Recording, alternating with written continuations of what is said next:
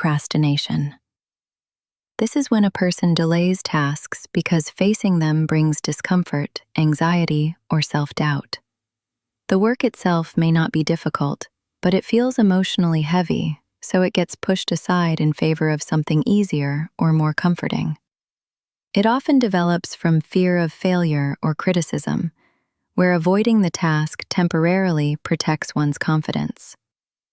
Unlike other forms, the delay is driven more by emotion than by logic, which makes it harder to break without addressing the underlying feeling.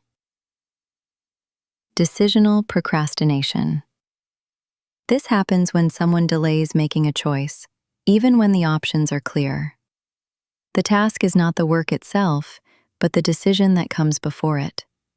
It often comes from fear of making the wrong choice or from overthinking possibilities. Historically, this type has been linked to perfectionist thinking, where every option feels like it must be the best one.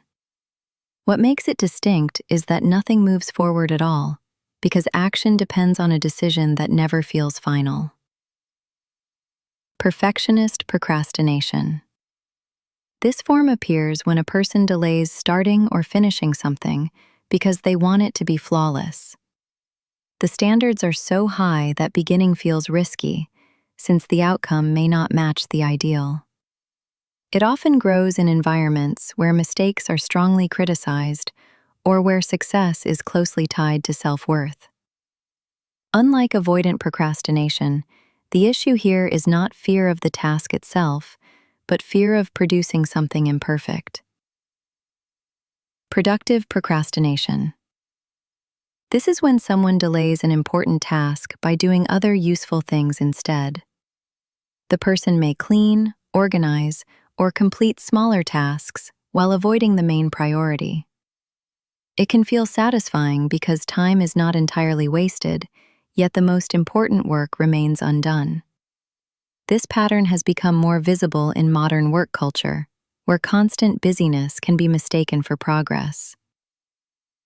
Passive procrastination. This occurs when someone delays tasks without actively choosing to do so. Time slips away through distractions, lack of planning, or low awareness of priorities. It often stems from poor time management skills rather than emotional resistance. What makes it different is the absence of a clear decision to delay. The delay happens almost unintentionally. Active procrastination.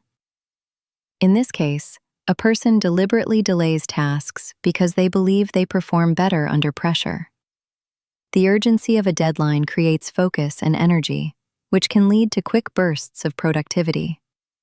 Some people have relied on this approach throughout school or work life, reinforcing the habit. While it can sometimes work, it often increases stress and reduces the quality of outcomes over time. Overwhelmed procrastination. This type emerges when a task feels too large or complex to handle. The mind struggles to find a starting point, so it avoids the task entirely. It often appears in situations with unclear instructions or multiple steps. Unlike perfectionist procrastination, the delay is not about high standards, but about feeling lost or overloaded. Rebellious procrastination. This happens when a person delays tasks as a form of resistance. The task may feel imposed, unfair, or restrictive, leading to a quiet refusal to engage. It can develop in strict environments where autonomy is limited, making delay a subtle way to regain control. What sets it apart is the underlying sense of defiance rather than fear or confusion. Comfort-seeking procrastination. This form is driven by the desire to stay in a state of ease. Tasks that require effort or discomfort are postponed in favor of activities that provide immediate pleasure or relaxation.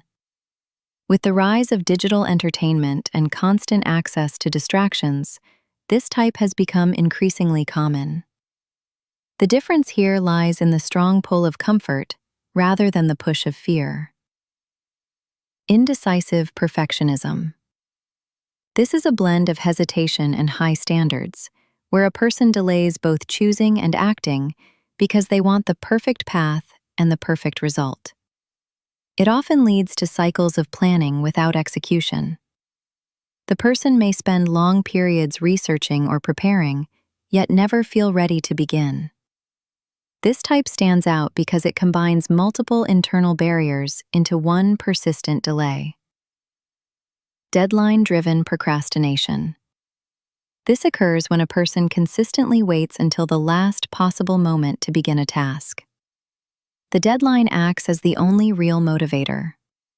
Over time, this pattern can become a habit, reinforced by the relief of finishing just in time. While it may produce results, it often limits creativity and increases pressure, making it different from active procrastination, which is more intentional and controlled.